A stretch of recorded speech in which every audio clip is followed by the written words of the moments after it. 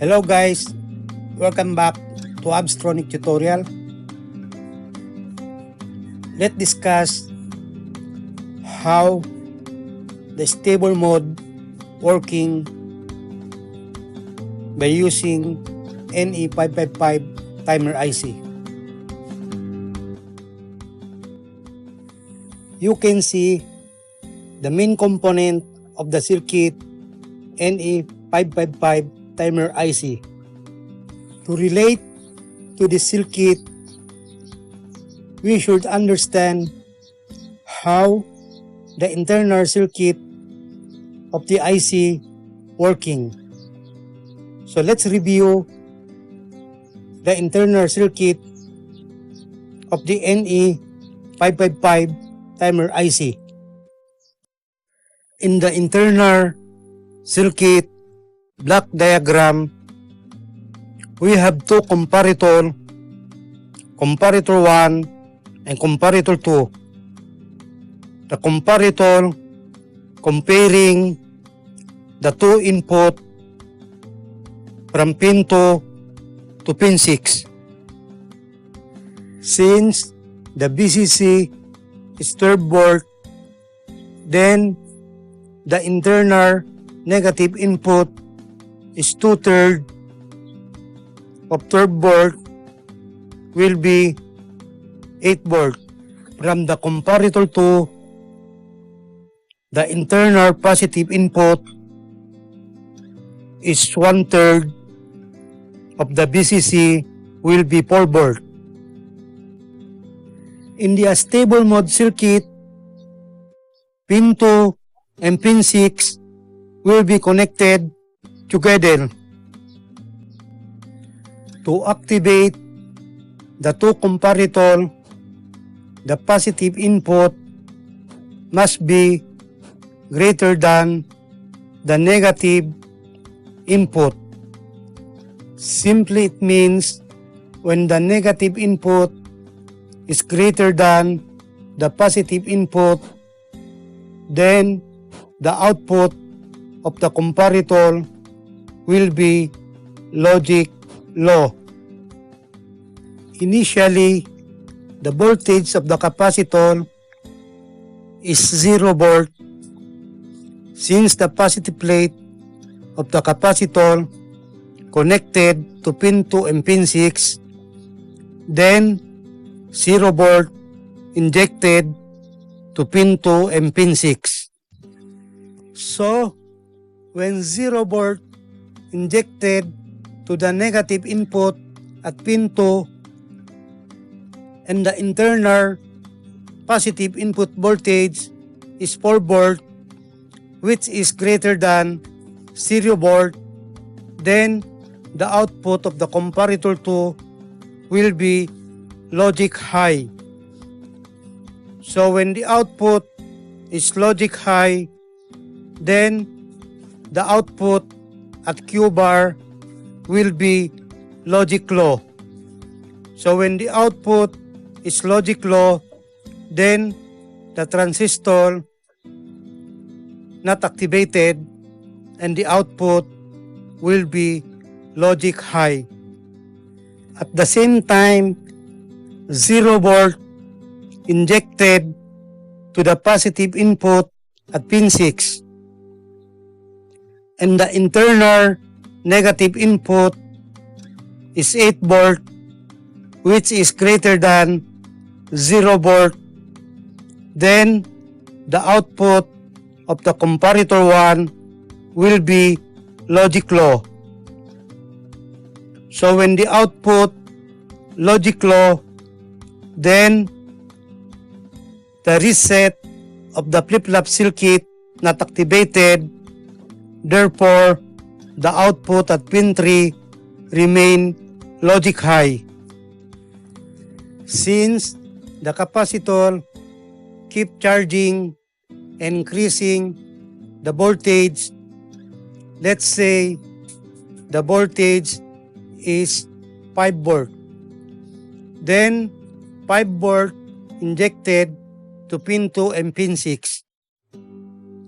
So when 5 volt injected to the negative input of the comparator 1 and the positive input is 4 volt, then the negative input, which is 5 volt, is greater than the positive input. Therefore, the output of the comparator 1 will be logic low. So when the output is logic low, then the output at Q bar will be logic high. Then the output at pin 3 will be logic low. But still we need the comparator 1, the output must be high to reset the flip-flop circuit so that the output at pin 3 will go back to the normal states, which is logic low. This time, let's say the voltage from the capacitor will be 9 volt. 9 volt injected to pin 2 and pin 6. So when 9 volt injected to the negative input at pin 2 and the positive input is 4 volt, then 9 volt is still greater than the positive input, which is 4 volt. Then the output of the comparator 2 is still logic low, and the output at Q bar is still logic high, and the output at pin 3 is still logic high. At the same time, 9 volt injected to the positive input and 9 volt is greater than the negative input 8 volt, then the output of the comparator 1 will be logic high. So when the output is logic high, then the reset of the flip-flop circuit will be activated. So when it is activated, the output at pin 3 will be shifted from logic high to logic low by the help of the output at Q bar and the reset of the flip-flop circuit. This time, the transistor will be activated, and the VCC, which is 12 volt, will be connected to the ground. Then there is no voltage from pin 8 and pin 4, and also discharging the transistor via variable resistor through pin 7 and going out from pin 1 and back to the ground. When the voltage of the capacitor 0 volt, then the output at pin 3 will be logic high, and the LED is glowing, and the capacitor keep charging and increasing the voltage, while the capacitor keeping charging, then the output at pin 3 is still logic high, and the LED is still glowing. But when the voltage of the capacitor reaching 2/3 of the VCC, which is 8 volt, then the capacitor starting discharging.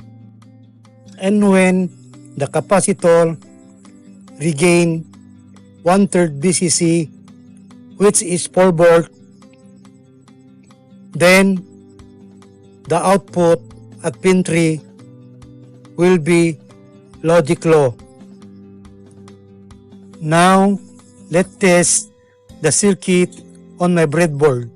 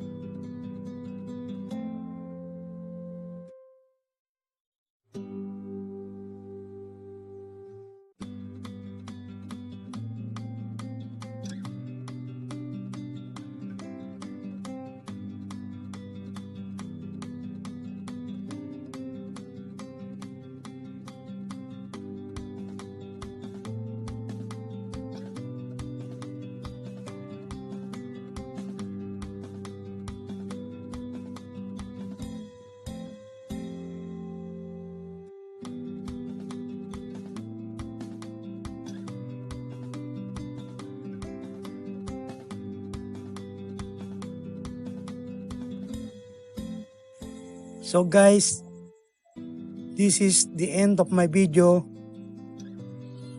Don't forget to subscribe to my channel, like and share.